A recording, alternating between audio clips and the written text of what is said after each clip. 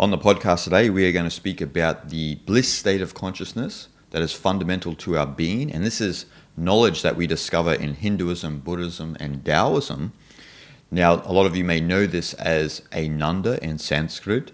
And Lao-tzu also talks about this in the Tao Te Ching, where he explains the contentment of contentment. And this is this fundamental state of unassociated bliss. This is very important to understand, unassociated. And so this is like what we would call true happiness. So it's not associated with anything in the external world. It's a state of consciousness that arises from within us. And we first discover this sort of knowledge in the Upanishads, where we have Sat, Chit, Ananda. So Sat being true beingness, or the truth, the fundamental truth of existence, and Chit being pure consciousness, and Ananda being bliss. Now, a lot of people may know of this knowledge through the mythologist Joseph Campbell, and Joseph explained that, very honestly, he didn't know Sat or didn't know much about Chit, but he knew how to follow his bliss. Now, that's interesting because that's kind of the truth to it, following your bliss, but it's a much more deeper philosophy than that, because Ananda is a fundamental state of consciousness that we all experience, that's inherent to all of our existence, you know what I mean? So, and this is very important because, a lot of people are, especially in this day and age, want to know how to experience true happiness and how to be happy, but their happiness is so dependent on their external circumstances, their life situation. And they don't know how to have this joyfulness that, that a master, or a spiritual master, or a sage, exudes.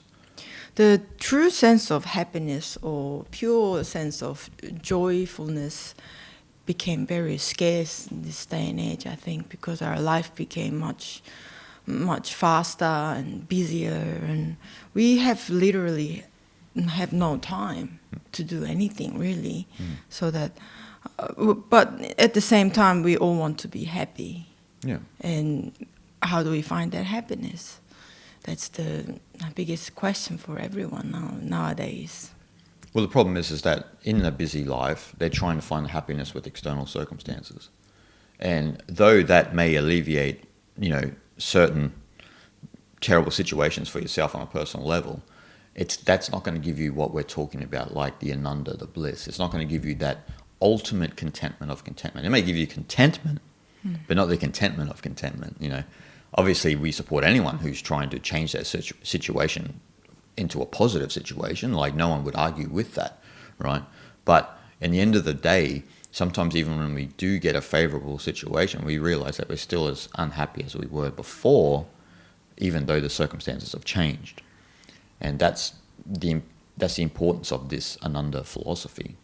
Yeah, that's right. It's interesting that we change our situation and circumstance at time to give a change in life, right? But then once you make the change, and when you get used to that change, then back to kind of normal, right? You, you've experienced suffering from the similar feeling. It could be a completely different situation, but the same kind of feeling and emotion will arise, and you will experience same kind of suffering or pain as you were before, right? Well, that's what they talk about in cognitive science. They talk about this a bit in Taoism, where you have the foreground, and in the foreground, what was the foreground for you once upon a time slowly becomes the background. So if it was for you to focus on getting to a certain life situation and you got there, once you got there, the mind's ability to adapt to new circumstances and this and that, then it becomes background noise, and you lose appreciation of what was the focus in the first place. And this is where Ananda is important, because if you're in contact with that bliss, then it's always fresh. It's always new to you. It's not a drag for you. It doesn't become like background noise and then you've lost contact with it. And this all comes down to how we experience happiness, in air quotes, and that's usually through our personality, through our jiva. And so what happens through our personality and through our jiva is we have associated happiness. So our happiness is dependent on what's going to happen out here. depending on the relationships we have, depending on where we live, depending on, the political situation at the current time or whatever. Depend on certain food that you like to have from certain restaurants. Yes. And all this type of little things, yeah. And so that shows then that actually at its core, the jiva is very insecure because it always needs circumstances of life to be cultivated or to be presented in just the way it likes. And this is where it's very problematic, right? Because once you don't have the circumstances you want or the life situations you desire, then all things fall apart. And this is where Ananda is very important, because Ananda is unassociated bliss. It means that you that it's coming from within you. You are naturally happy. I remember Mooji once said, someone said to Mooji about, how come you seem very happy and joyful all the time? Like, why is that?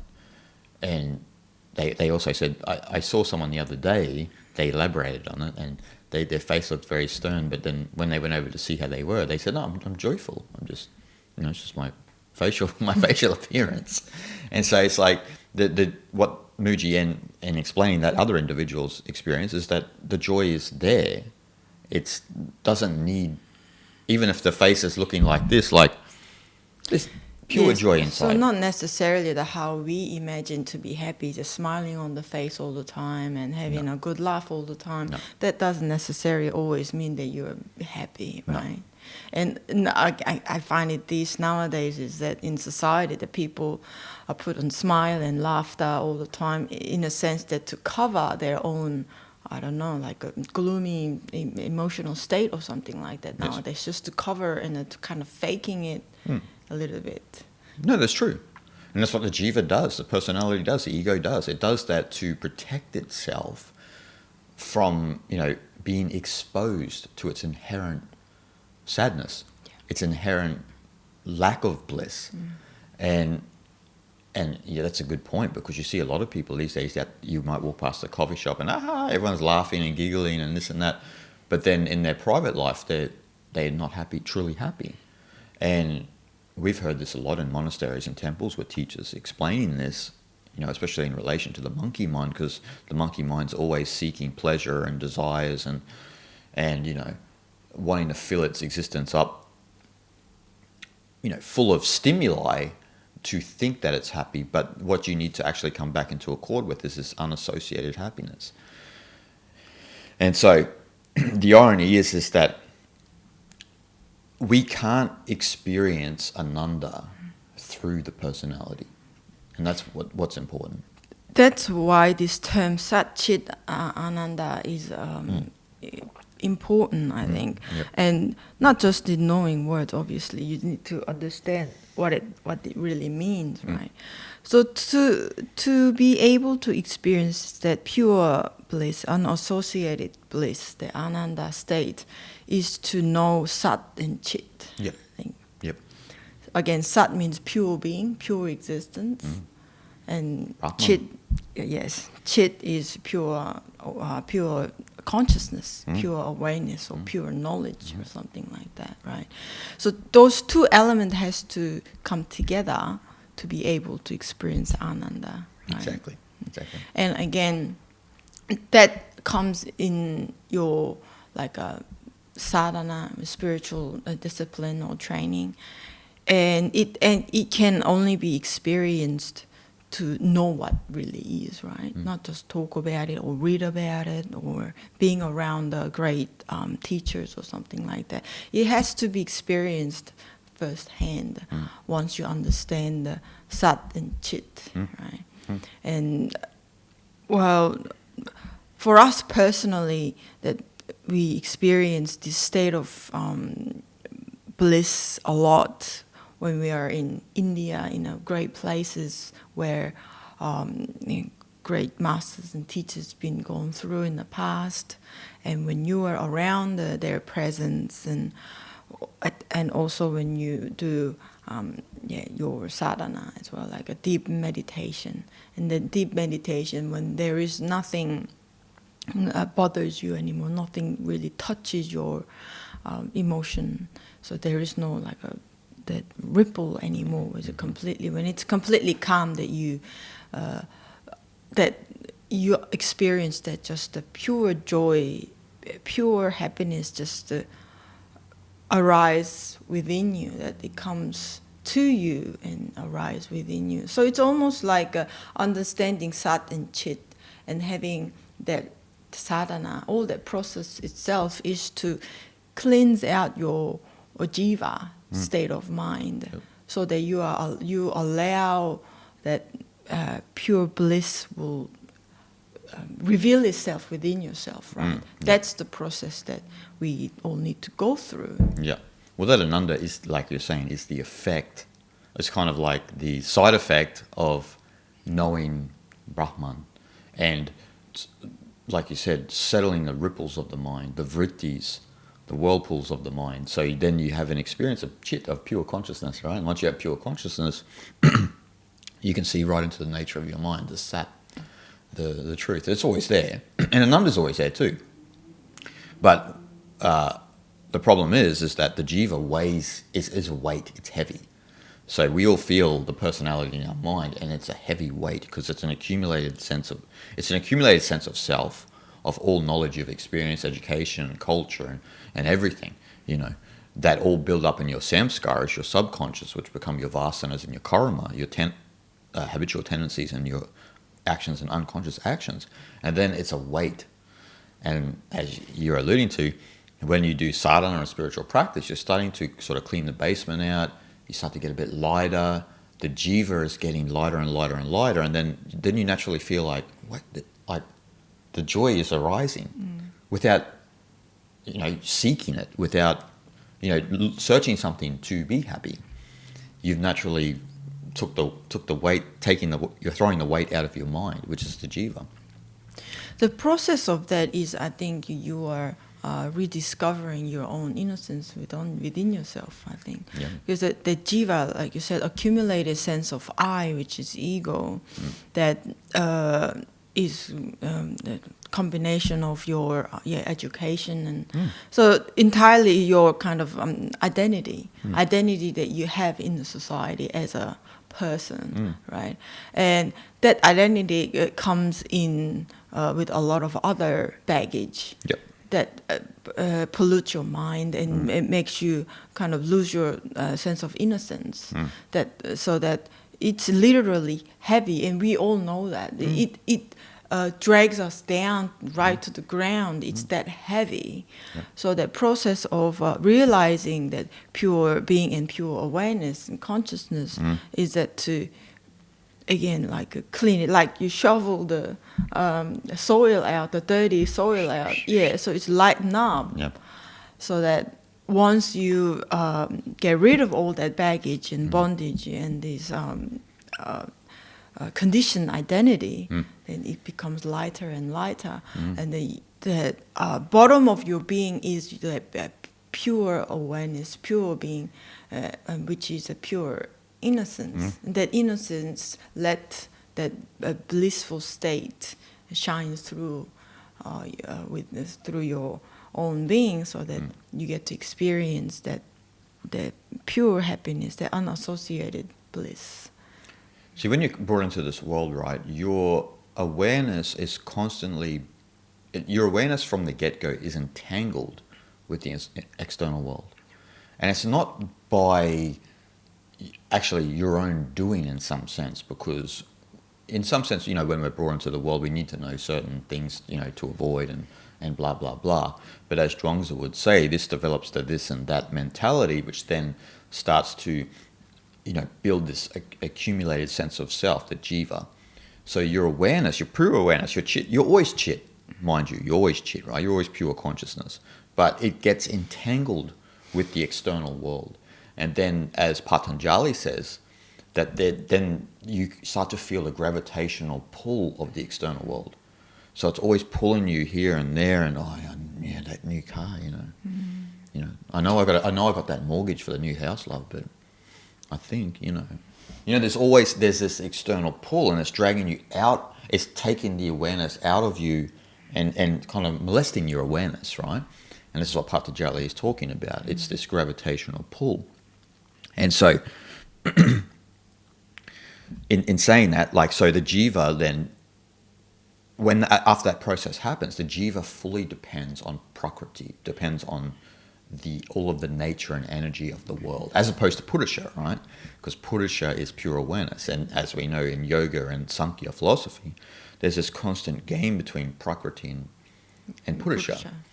Or if we use the Vedantic terms, maya, right? There's the illusion of maya is always tricking you into playing along, playing its game. And so then what happens is the jiva then depends fully on the external world. And because your awareness has been molested, then in this process you've accumulated a sense of self, Yeah, again, like you said, that your sense of consciousness and being always entangled with the external world. And once you give attention outwardly like that, then, like you said, just got a new mortgage for a new house, but then this car looks pretty good. It'll serve me really well for my family and whatnot. And yeah, so once you get dragged to that world, then more and more these things repeats itself. Yep. Then that external world comes back to you to create this concrete and false idea of who you think you are, right? Yeah. Like it's an ebb and flow. Your attention go out, and the outside world comes back to you and create the concrete idea of your identity. Yep. And that's temptation of Maya. That's Prakriti, isn't it? Yeah, that is. And as I heard once a sadhu say, someone asked the sadhu, how do we escape samsara? How do we escape this life and this cycle of life and birth, being molested by Maya and Prakriti? How do we avoid this? And the sadhu said, just turn away from samsara.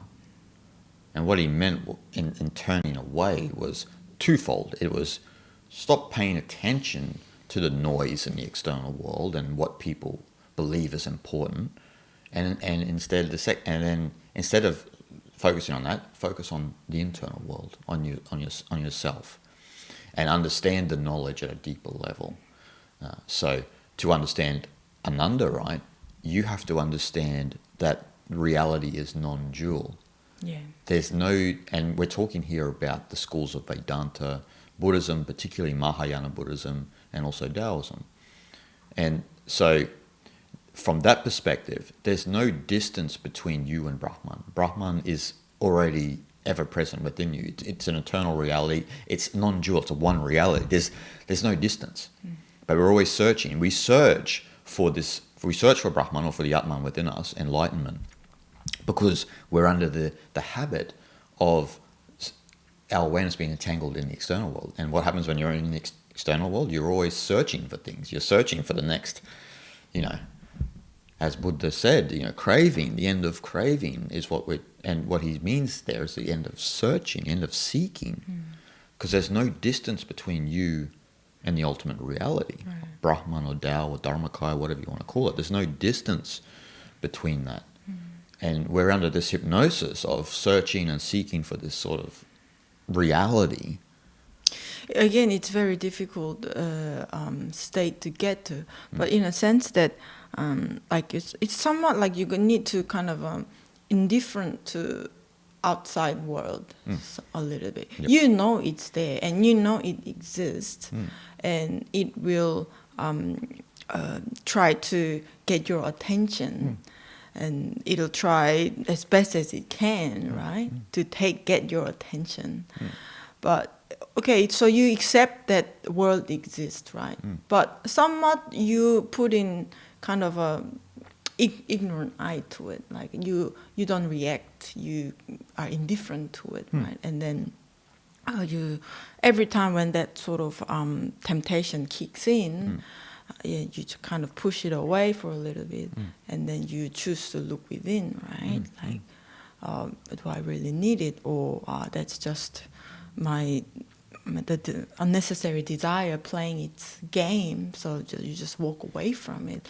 Like you said, that sadhu said, like, don't look to that samsara. Look the other way. Look the other way, Yeah.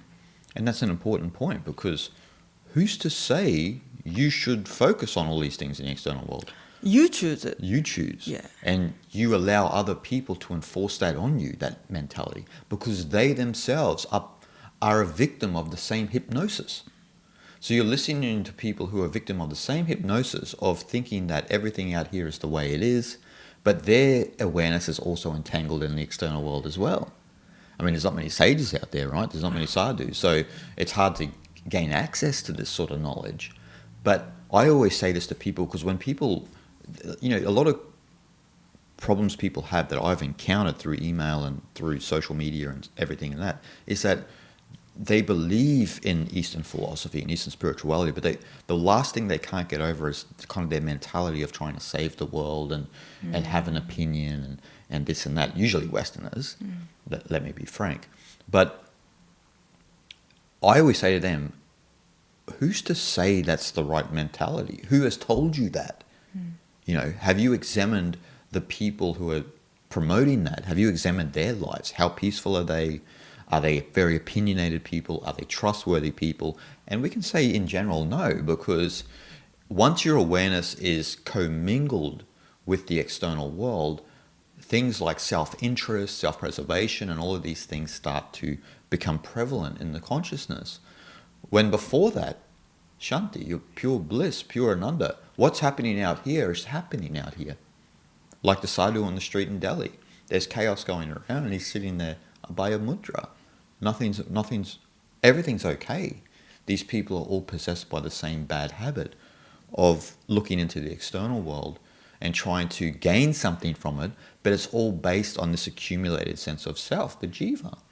And they just don't know that. They just don't know that. Yeah, to be able to gain that state of mind which sadhu reside in is for us to also have that heightened state of perception of the world as well, I think.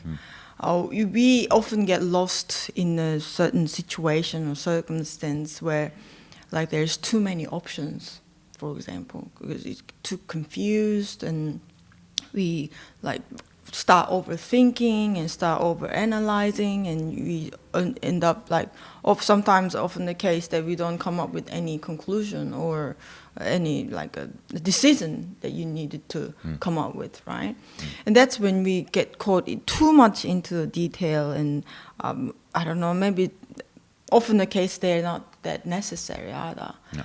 So when we are in a situation like that, I think we somewhat need to take a breath and keep ourselves in a bit a heightened state of perception. Because in the end, overthinking, overanalyzing is not necessary. But we realize it much later, right? But in the end, having the higher state of perception will help you to just make a decision, and whatever happens later, you just deal with it, kind of thing, instead of being too overly confused and overly getting complicated by the whole situation. More we get into that sort of state of mind, things become more complicated. We get stressed, right? And that happens pretty much everyone's life. But whereas if we were to just have a more relaxed attitude in that kind of circumstance, that whatever, in the end, as we know, we do this way, we do that way, it's actually the same. So either way, at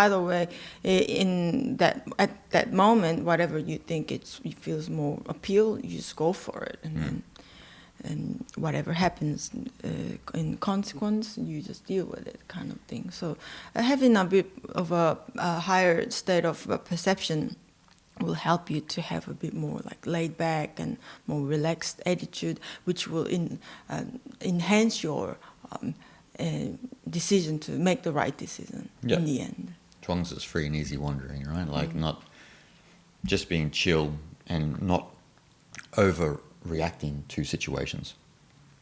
You know, the jiva, for example, its habit, because it's commingled with the external world, is it tends to overreact to certain situations. And then what does the Zen master say?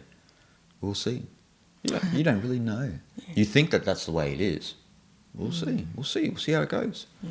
You know, and we're constantly in this bad habit, like you said, because we don't have this elevated perception of we'll see.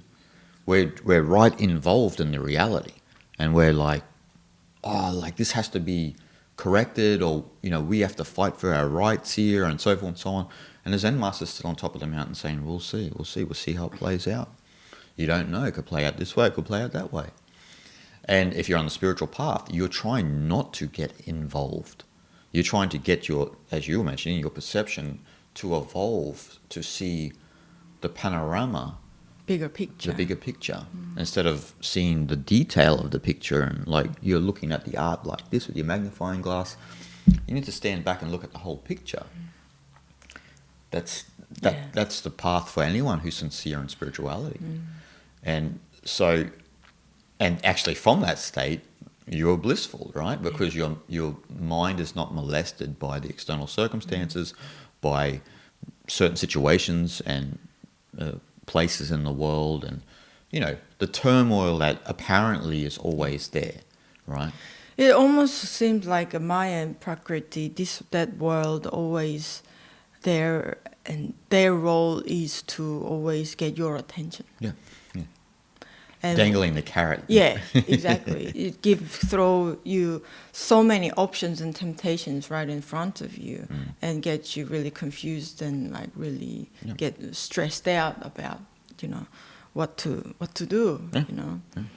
But then our role in that situation is to step back and not to react. Yeah. In this particular vessel that everyone listening and watching, and you and I now, in this particular vessel that we have, this body-mind matrix that we embody at this present moment, why not seek joy? Why be involved in so many things that are going to cause you unhappiness and this and that? You know, if you look at a lot of people these days, they think they only have one life, right? So they say, use this life well. And that's actually a pretty good mentality, because if you think in that way, then you think, well, what do I want? Well, I want to be joyful, I want to be happy.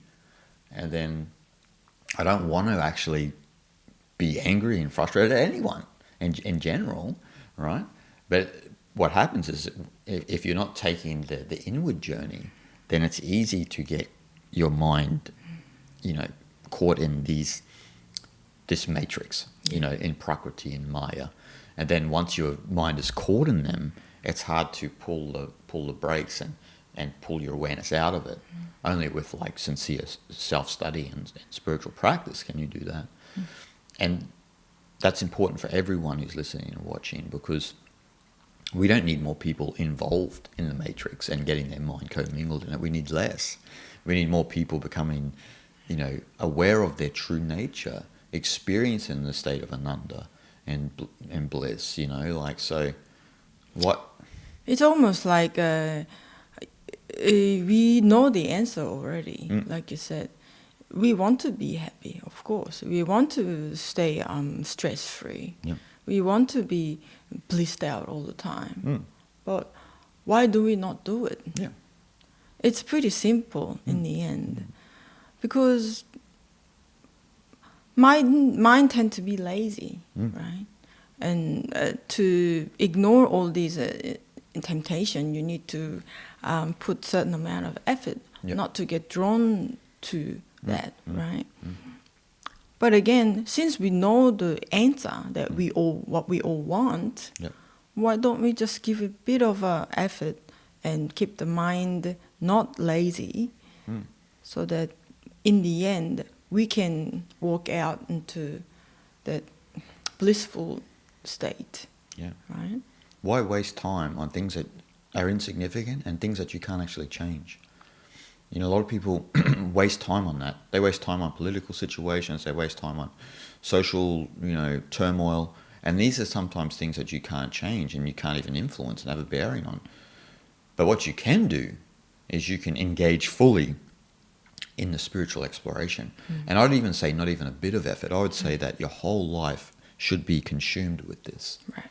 Because, first of all, your pure nature is Ananda, is bliss. Why do you not want to access that? Why do you want to be... You're holding on to anger. You're holding on to frustration. Release. Let go of that.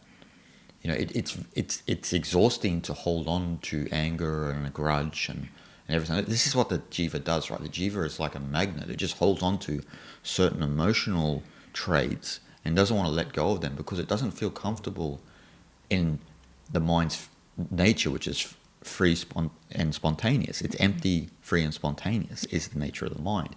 It doesn't feel comfortable in that because the jiva is a solidified state in the mind. It's like a rock that you've developed in your mind. And, you know, spiritual practice and this and that is like spiritual solvent to kind of thin that, like acid, you know, thin that rock out, you know. So I would say, why not engage in it, you know, because it's your nature. What's more important than experiencing bliss in this life and being free and liberated in this life? Experiencing moksha. You know, some people don't believe it. But you know why they don't believe it? Because they've never engaged in any spiritual practice or don't understand the knowledge. You know, Yeah. It's hard to be skeptical about something if you've never actually done the work and engaged in it. Yeah, well, that's it. You need to have an experience to have an opinion on it. Yeah, of course, yeah. But we often don't do that. So, before we make up certain idea of something, we need to dive deeply into it and then see what happens, really. Yes.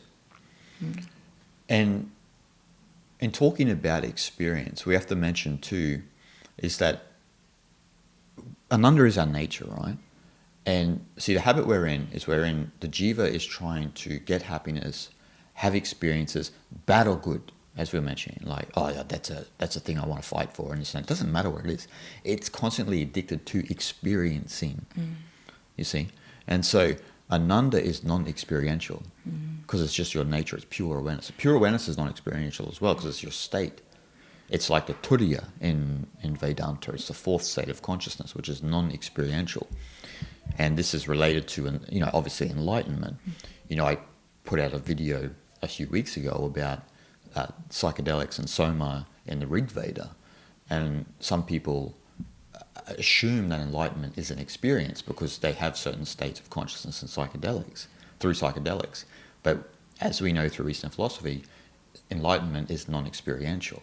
It's something that's just there. It's not an experience. It's not like you jump on a roller coaster and go as an event. Yeah, it's not an event like we're going to a football match or you and I are excited to go to the local fair or something like this. You know, it's innately there. It's just there, and so it's your nature. It's non-experiential. And the reason for that is, and why enlightenment is like that, is because Brahman itself is undifferentiated. So Brahman ultimately is Naguna Brahman, right, without qualities. So it doesn't have qualities. So Guna Brahman is like another level, right? That's with qualities. It's, you know, still there's things in the mind, and it's still like to engage. Yeah, it's still this life, right? So like if we look at Brahman from a totality, everything is Brahman, right? Even Maya is Brahman. Yeah. So the Prakriti and everything like this is all Saguna Brahman, right? But no Guna Brahman is that without qualities. It's like, it's similar to the Wu Ji in Taoism, which is what we would say is Tao and stillness, where Tai Chi is Tao and motion. Right. You know, so Naguna, especially in Vedanta, Naguna Brahman is where you experience this. I mean, there's no experience. It's beyond experience. All experiencing. See? And experiencing, the irony is experiencing is through the jiva. Do you see? So when we go through this, when we apply Vedanta, for example, because Vedanta is the spiritual science, we apply to the jiva, right?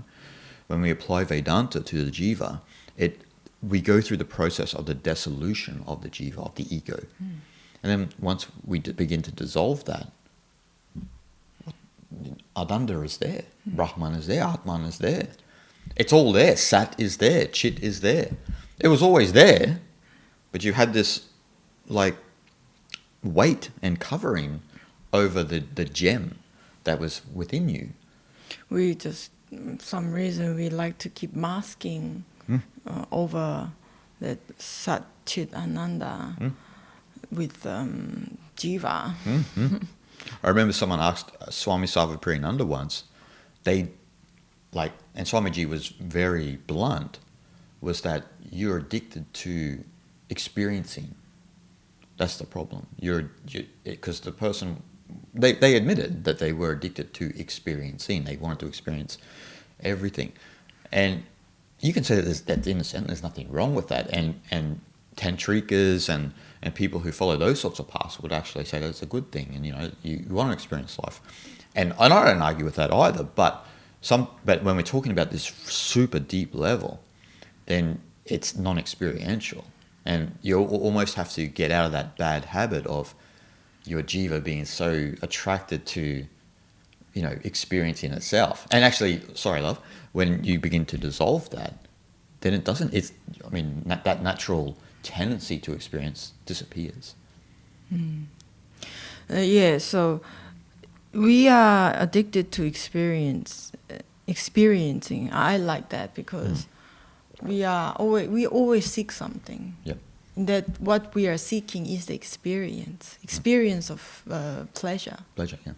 Whatever kind of pleasure it is. You could be having some delicious food, or like you said, going out in a local fair and having fun and all that. Yeah, again, experiencing all these things, nothing wrong with it. But the problem is that we get addicted to that, right? So that we always seek for what's next, some dessert that we can have, what's next, some nice place that we can go. And we're addicted to that experience. Then, like you said, once we turn away from that addicted state, then that addiction actually, like you just said, slowly dissolves itself. Yep.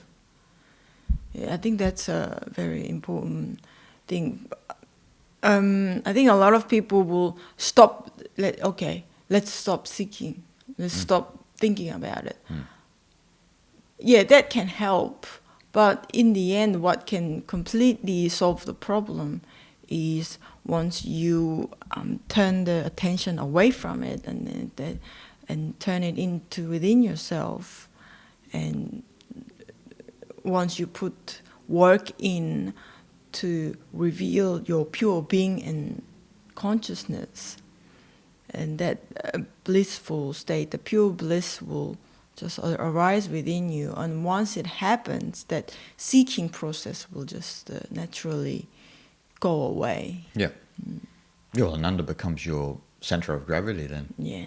Why would you seek? Why would you want to experience? Because you're already, what you were trying to attain through seeking and experiencing, you already have become. That's right. Well, you already are, but you've realized. Like with any addiction, there is a danger to it, right? Yeah, of course, yeah. And that's what it is. I think once you keep getting your attention outwardly, then that's what happens. That the danger is to lose sight of who you really are, and lose sight of experiencing then pure bliss, unassociated bliss. Yes. Again, the bliss is unassociated, not associated with any kind of experience or an object or idea or anything. It's just there. It's always there, ever present. It's ever present only, and it waits there for us to experience and reveal and allow it to just appear within our own being. Exactly. And the addiction to experiencing is something a lot of people don't understand, don't know. It's not spoken about, but that's what Eastern philosophy do, right? They speak about the taboo or the never thought about, and so that's what we talk about a lot on this podcast.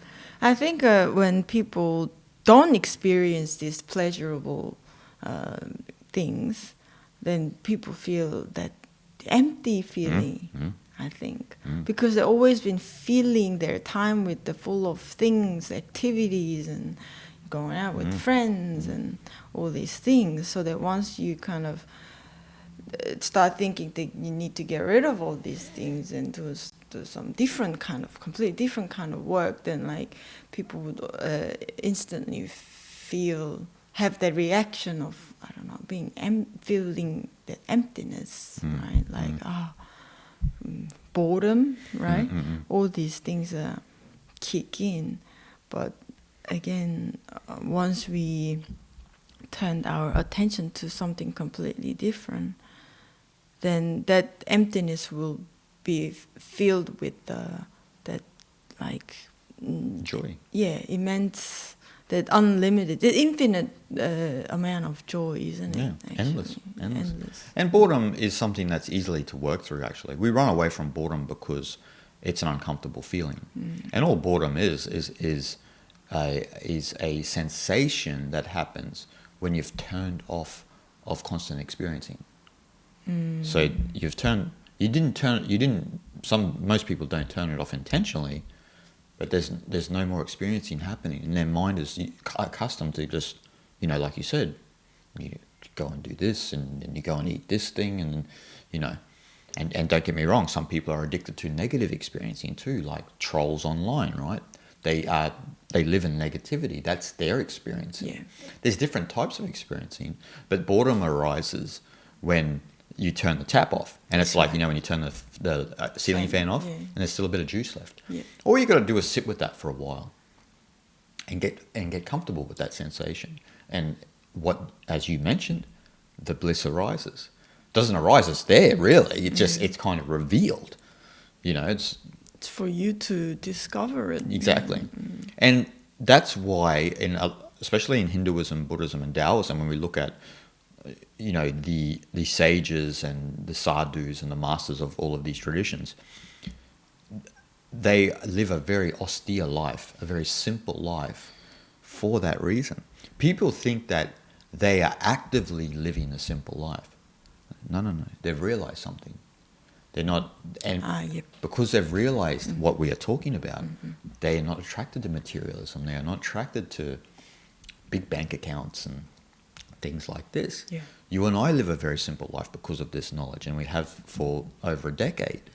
We don't have much, and so that's an effect. It's not you're not outwardly going out and doing it. I'm going to live a simple life now. I'm just going to sell everything. There's this whole minimalist lifestyle thing that people do now, but it doesn't usually last for a lot of people because the experiencing mind starts to kick in. It's like, what, the Tesla, it's still minimalist, isn't it? If I buy a Tesla car. Okay. Yeah, you know what I mean? So it's a whole different mentality. See, like the sage and the spiritual master are not trying to be minimalist. They're not. It just happens because they have discovered this. And what else do you need? You are one with Brahman and Tao. You don't need. What do you need? What could anyone give you? Hey man, here's a house. Here's a $5 billion, and I'm Shanti. I'm all good. Yeah. What? How can I use this? I probably just give it to, some donation to donate to somebody. So. Yeah.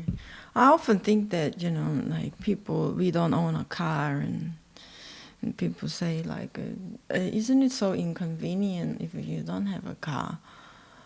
Like, yeah, sometimes, but it seems to me there's more inconvenience from having car. Like it's. Yeah, I've had one. Nightmare. Yeah.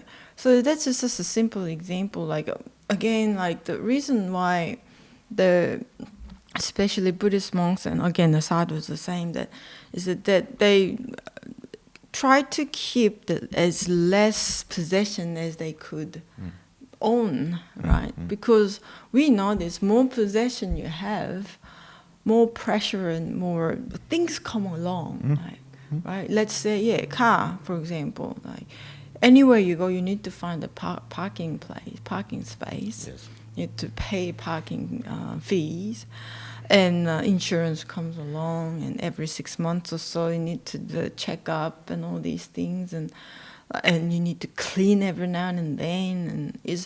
But if you don't have that possession, you don't have to worry about any of it. all of that anxiety and stress is gone. It's then you realize how unnecessary Yeah. it was, right? Yeah. So that having less possession is it frees your mind much more. So again, it's not rocket science. It's No. so simple. So simple.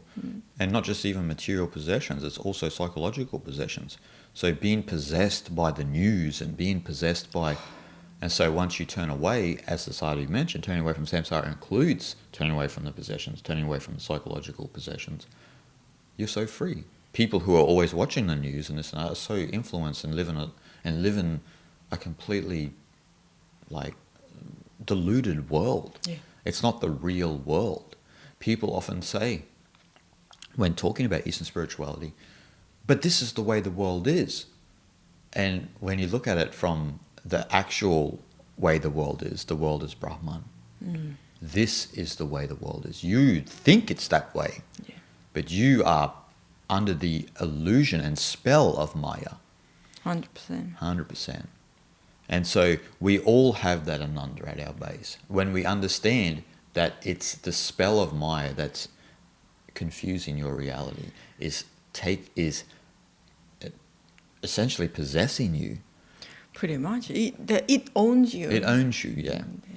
So work through that and come back to understand that in truth, the world is non-dual. The truth is Brahman, Tao, Dharmakaya. And that's all there is to talk about it. So, guys, we hope you enjoyed, and we'll see you guys next time.